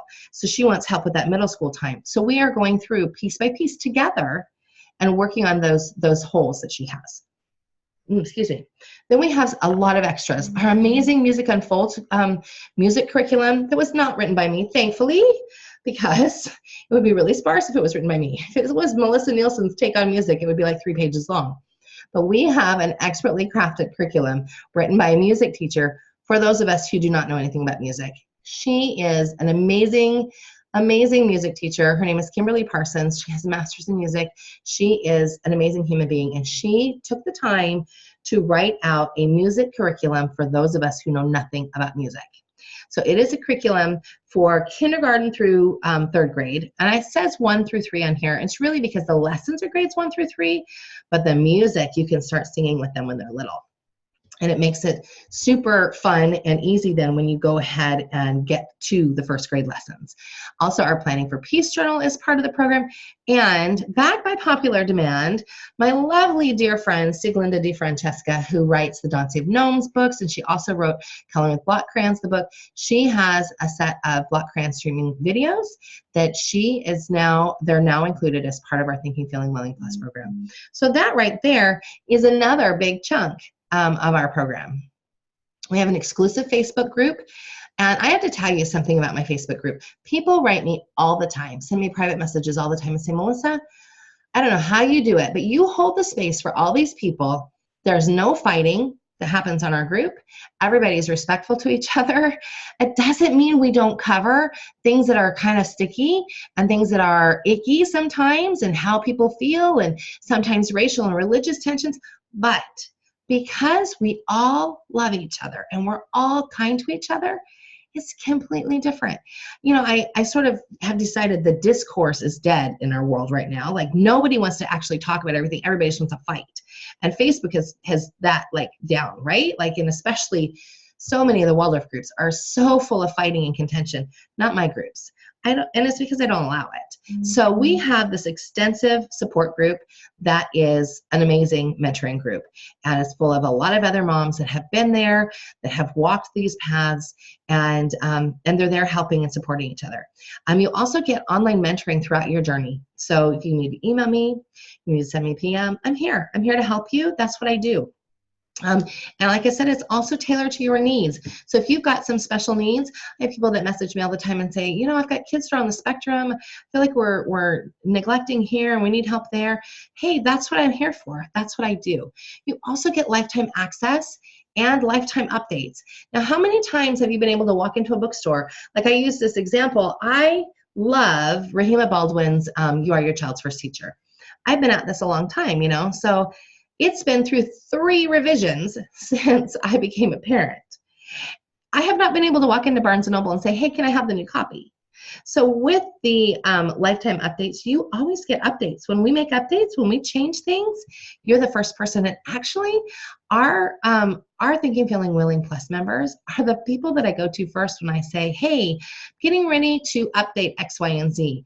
What do you think this needs to have? Like right now, we're updating our Planning for Peace journal and putting some more things in it. And those are the moms I went to first. I ask our groups and I say, hey, so tell me what things you'd like to see in the journal that aren't already there. So you have a direct line to me in what things we create next.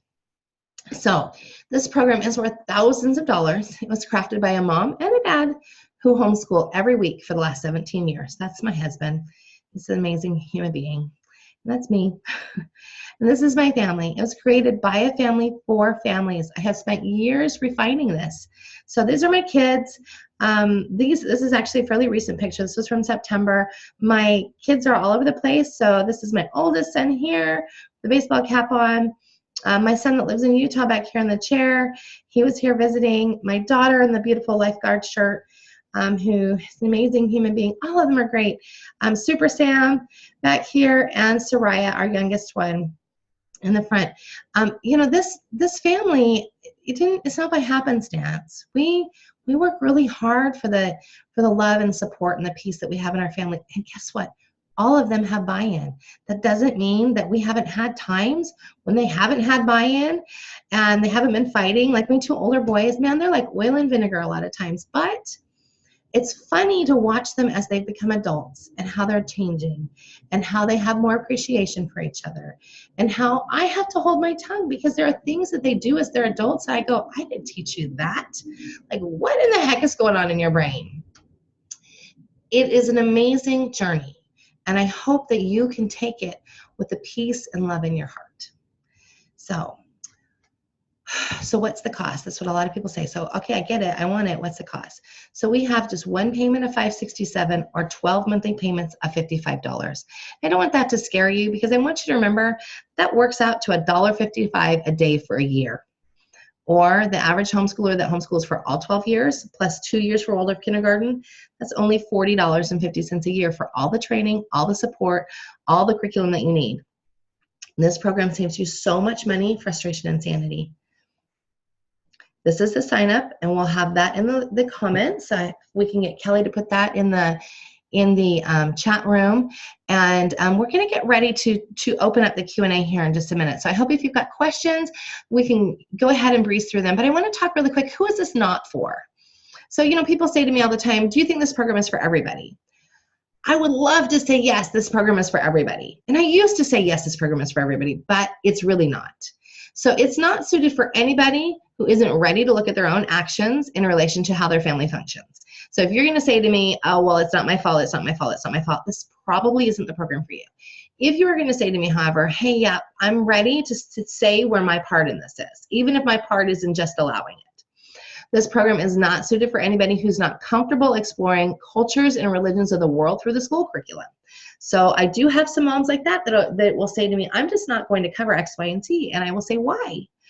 Why would you handicap your child in the greater world's view of not being able to know about and understand about these cultures and these religions? Because really that's like the foundational pieces of Waldorf. This program is not suited for anybody who's not willing to be teachable. I love the people that I work with, but honestly, my job can be so hard sometimes if I'm doing, butting heads with people. That's not what I want. I want people who are ready to come to this, ready to take it on, ready to say, I'm ready to make changes. I'm ready to harness this for my family. Remember, it's not a religious program, but it will have you forming or strengthening bonds that you have with Source. So if that's something that you're afraid of, it doesn't mean that you're not right for this. It means that it's time, that maybe you're on the ledge and you really want to be able to cultivate that and how that looks for your family. So what are others saying about our program? I wanted to put a couple of our ratings up here. We have a 5-star rating review on Facebook. So if you go to our Facebook page, Waldorf Essentials on Facebook, you'll see that we have lots of 5-star reviews. And we have people that love our work. And it's not just because they love me, but it's because they love what they have become since doing this work, since doing the program. And the curriculum is amazing, but the other pieces are what's really part of the program, the pieces that make you question your mothering, how you're doing it, moving forward, understanding temperament, understanding your child, because all of those pieces inform the curriculum and how you're going to work with it within your home. So what happens next? If you sign up, you'll see that there's, this is just an easy form. If you're doing it on your phone, it will look just like this. There's a couple of things that are a little bit different. There's some terms and conditions on the bottom that I want to make sure that everybody sees. But it's super simple. And then you get connected. You get access right away. So even if you're on the 12 payments, I get this question a lot, even if you're on the 12 payments plan, you get access on day one. You get access today. I have some bonuses for those that are doing a full payment situation. So for those moms that are ready to jump in, those families, between now and Tuesday, you'll get 2 free hard copies of your choice. So that could be the curriculum you're working on now, or maybe the one that you need for the fall, our Planning for Peace journal, something. You'll get free hard copies of your choice and 2 free phone consults with me. So my phone consults cost $50 an hour. So this is like $100 worth of free phone time with me. And I'll tell you secret, I always talk longer than an hour. We always have longer chats than that. And we always have follow-up and things like that, because that's just who I am. I want to make sure that you get it and that you love it and you feel good about things. So it's time for the Q&A. So Kelly, do you want to unmute yourself? I was going to look at the chat box here. She's got all of the links in here. Does anybody have any questions that that they want me to answer that I maybe haven't answered during the talk or the class, and that you want me to answer before we get off of here today? Or any comments? Anybody have any comments? Things that they learned that they were excited that they didn't think they would learn? Anybody? Please feel free to write it in the chat box. Oh, it's so quiet.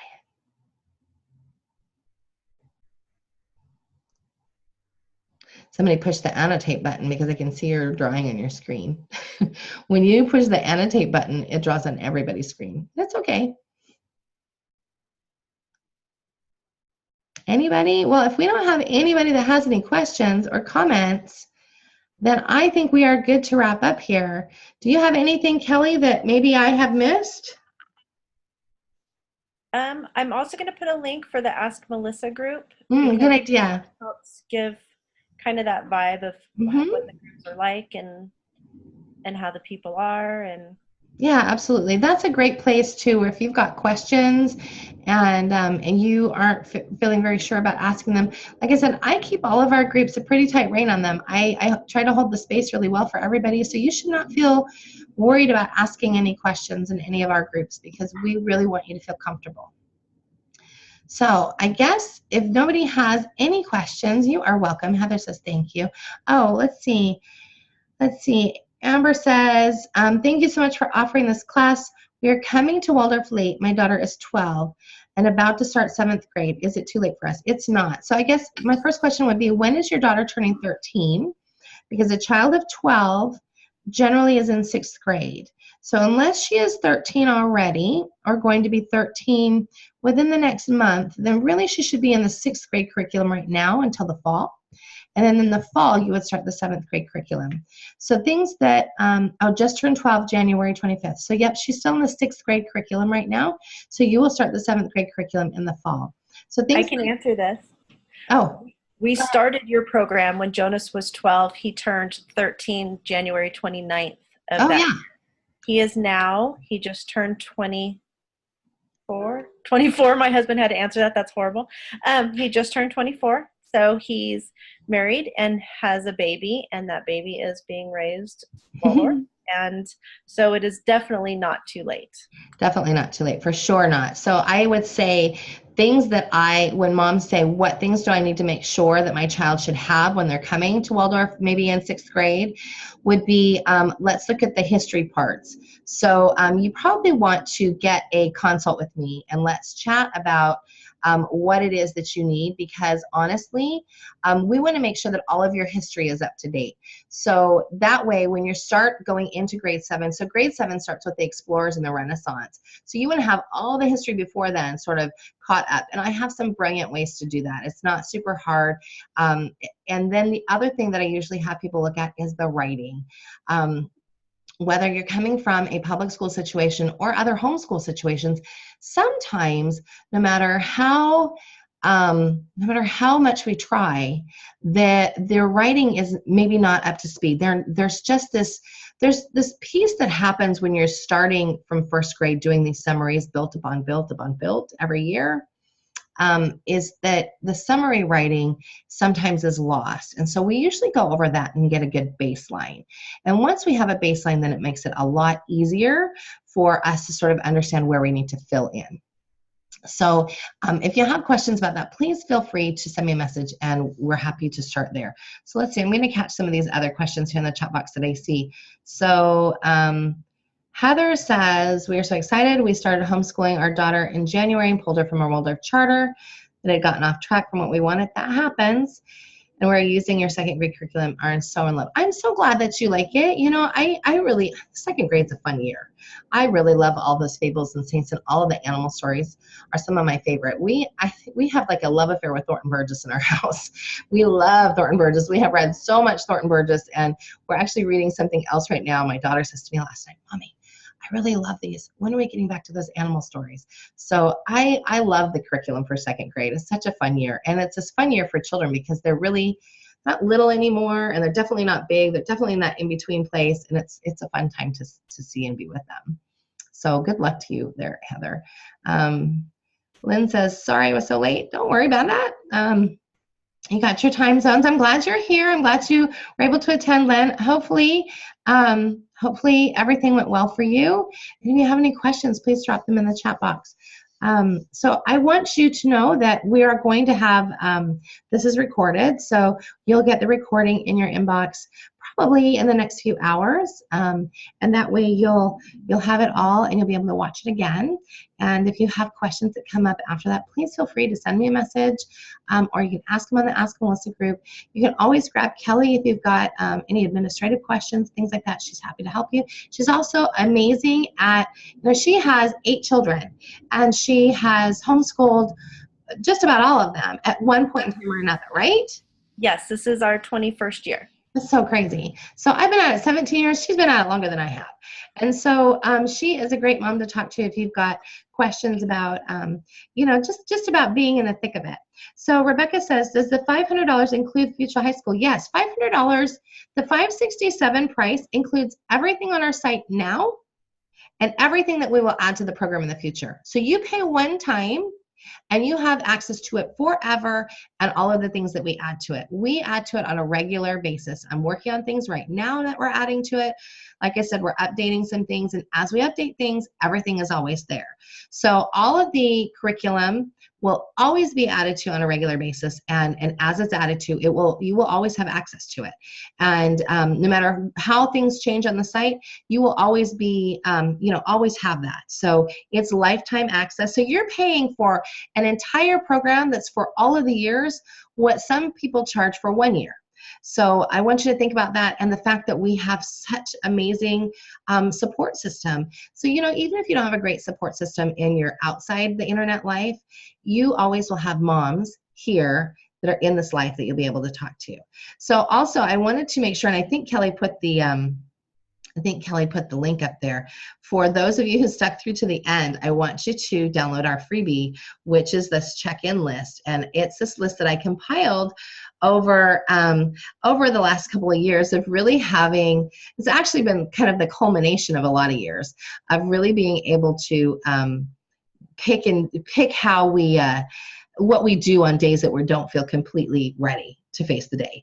So, and I'll make sure that I have that. We're going to do a follow-up email as soon as we're done here talking. I'll make sure that I have that in your email as well, in case you miss it here. So Lynn says, we've completed the 1st and 2nd grade, recently started 3rd. We came late to 1st grade and have been chasing our tail ever since. I feel like I'm constantly trying to catch up, and I never have time to forward the plan to the upcoming years. So Lynn, I would go back and watch this from the beginning, and I would put into place all of the pieces that I suggest in the beginning. Really, you have to slow down. And if you can slow down and take a deep breath and get a few hours to yourself. And I know that's laughable. I say that and some moms go, oh, you don't know my life. Listen, I have 5 children. I understand your life. I understand the crazy, and I understand what it's like to have craziness in your life. And so I want you to take some time and really listen to the video again, and take some good notes and think about how you can apply that to your situation right now.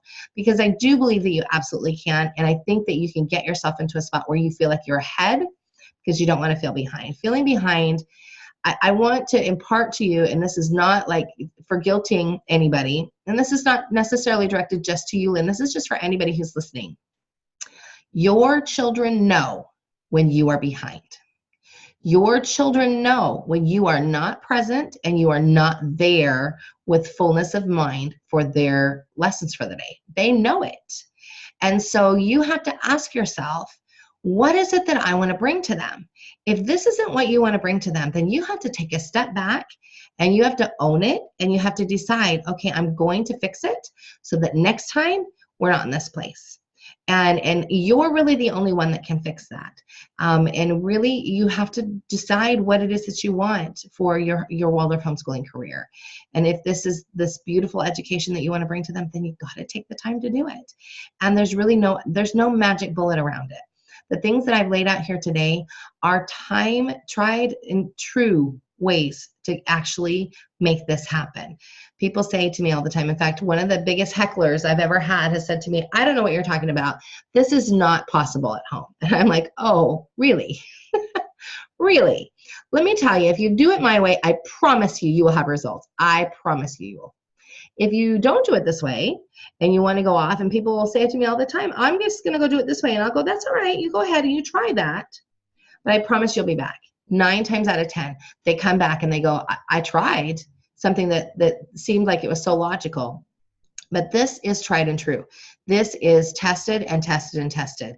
The years that I have fallen down and not followed this formula are the years that have truly sucked in my life. Like, really. And I have had a definite, like, coming to myself moment and going, okay, wait a minute. I need to stop. I need to do what I know works, and I need to put it together and walk forward. Because I have had those years too, when I thought I knew better than myself, when I thought I knew better than the revelation sort of stuff that I have gotten in my life here and there. So this is tried, true, and tested. So definitely you want to make sure you listen to this again so you get all the concepts down. And I really hope you'll come and join us. I mean, this program is amazing. And we're having so much fun adding to it all the time. I love what I do. I love the ladies that I work with. And I work with a lot of dads too. So I have moms that say, are you sure? Can we do that if dad's the one that's teaching? Absolutely. In fact, I will tell you that my husband is always happy to step in and talk to another dad. Always happy. If you catch our Monday videos, he's on our Monday videos on a regular basis. He's always happy to step in and say, hey, yeah, I do that. I know how this goes. I know how to talk to you about rhythm. You know, he is happy to step in. And really, I love him dearly because he has a degree in film. So he's usually behind the camera, and he's getting more and more used to being in front of the camera, which is a little bit of a struggle for him sometimes, but he is loving it, and he really loves talking to the other dads. So Lynn also says, she says, they do so know. Yes. I am so glad you joined us today. Don't let it make you sad, Lynn. I want you to take a deep breath and then just decide that you're going to remedy it. Will it be up straight away when you finish? Actually, it'll take about an hour. We'll have to upload it to our YouTube channel, and then it will be there, and we will send out a link in your email. So if you don't see it from us in about, by about 2 o'clock Pacific time, it's almost noon here.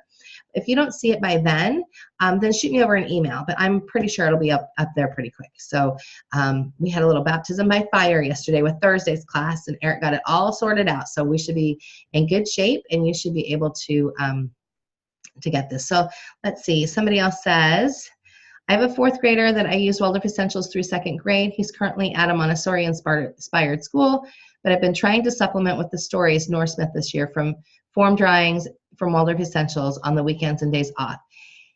What is your take on whether or not I should be doing that? I just don't want him to miss out. I'm so grateful for this. It helped me realize that where my planning is failing and weak. I'm so glad you came here today. It doesn't say your name. It just says that your name is Big Pro 2. So Big Pro 2, I hope you really had a good day today listening with us, because I think that really and truly, if you can put these into practice, then you'll feel good about it. So my question, to answer your question, I would ask you, are you going to keep your child in the Montessori school? Because sometimes we have to sort of step back and look at the big picture. So look at the big picture and say, what is it that I want, like, from this whole thing? Do I want to have my child at home? Do I want to have my child in the school? Because really and truly, Waldorf and Montessori are very different in some very fundamental ways. So you want to make sure, and probably not as much as in the older as it is in the younger. I don't know how the Montessori curriculum goes when they get older, but definitely in those early years, it's very different, because they're very much about learning how to read early and all of those things, and sort of pushing those concepts in early, where in Waldorf we definitely don't start till about age 7, and we want to make sure that they have plenty of time to incarnate and sort of bloom. So I'm not sure how it works later in the schooling, but I think my question for you would be to really take some time in prayer and meditation with you and your partner and say, where is it that we want to go with this? Do we want to keep our child in this school? And if we want to keep our child in this school, you want to ask yourself how sustainable it is for you to be bringing in some other things. You absolutely could do those North Smith stories at night before bed as like family story time. you absolutely could keep the handwork going for sure. The form drawing, I think, is a great thing, but I would look at it in relation to like maybe what his handwriting is looking like and trying to loosen up the wrist in regards to that. I would look at the kind of art that he's doing at school and decide whether or not you need to add in more art. So this is like a big, multifaceted issue. And it really all starts with you deciding what it is that your long-term goal is with him being at the school. Once you've made that decision, then it's so much easier to make the other ones. It's so much easier to sort of plunk in those other aspects. So I hope that that helps. I think we're going to go ahead and close now. It's about 1 minute to 12, and I know my family is going to be tromping through here pretty quick, and I want to be able to greet them and be present with them. So I hope you all have a wonderful rest of your day. Like I said, we'll have the replay up here pretty quick, and I do hope you'll come and join us. I think you will love the Thinking, Feeling, Willing Plus program, and you know, I think that there's really not a whole lot of other ways that you can get all of the things in one place. So I hope that you'll decide to come and join us, and I hope that you'll ask questions if you have them. So I hope you all have a wonderful day. We will see you later. Bye now.